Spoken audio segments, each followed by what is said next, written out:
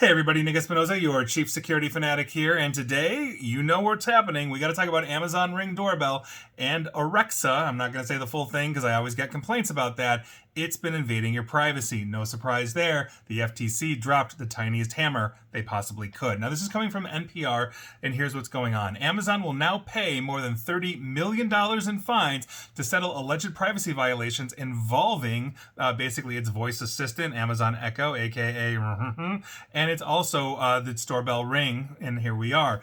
Now, this is according to federal filings. In one lawsuit, the Federal Trade Commission, and for the record, the reason why I'm not saying Alexa is I get hate mail every time I do because it activates the damn thing. Now, in one lawsuit, the Federal Trade Commission claims that Amazon violated privacy laws by keeping recordings of children's conversations with its voice assistant, and in another, that basically employees have monitored customer Ring camera recordings without their consent. That is no surprise. I have been talking about this for years. I literally got into a fight with Ring Doorbell before they were bought by Amazon on this exact thing, and it's interesting to see Amazon just carry on the same god-awful data privacy practices. You're literally just bugging your house and letting Amazon give it to the cops. Look at this, third parties, advertising, everything. I don't know why people get these things, but I digress. Now, the FTC alleges Amazon held on to children's voice and geolocation data indefinitely, illegally used to basically improve its algorithm as well, and kept transcripts of their interactions with the voice assistant despite parents' requests to delete them. In other words, you're a parent, you said, yeah, delete Junior's voice, anything, and Amazon didn't do it. Now, the alleged practices would violate the Children's Online Privacy Protection Act, or the COPPA, known as COPPA, which requires online companies to alert and obtain consent when it gathers data on children under the age of 13, and it also allows parents to delete that data at will. Nope.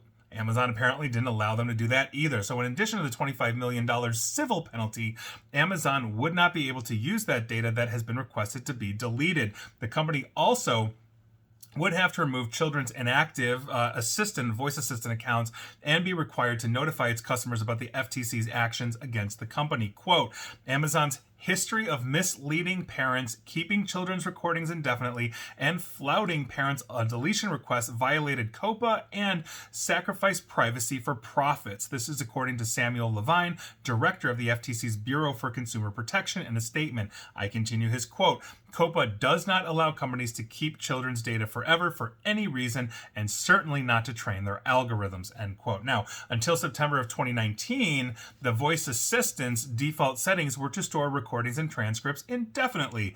Amazon said it uses those recordings to better understand its speech patterns and respond to voice commands. That's according to the complaint. But after the FTC intervened at that time, Amazon added a setting to automatically delete data after 3 or 18 months, but they still kept the indefinite setting as the default, meaning, oh, we've added it, but unless the user goes in and changes it, we're going to keep doing what we're doing, and we're probably not going to tell them they're doing it because they're probably not reading this kind of news, and, you know, the 3 people that'll watch this are probably doing the same thing, right? So here we are. Now, Amazon said in a statement that it disagrees with the FTC's findings. No shocker there. It does not believe it violated any laws. No shocker there. They clearly did. Quote, Amazon, we take our responsibilities to our customers and their families very seriously. We have consistently taken steps to protect consumer privacy by providing clear privacy disclosures and customer controls, conducting ongoing audits and process improvements, and maintaining strict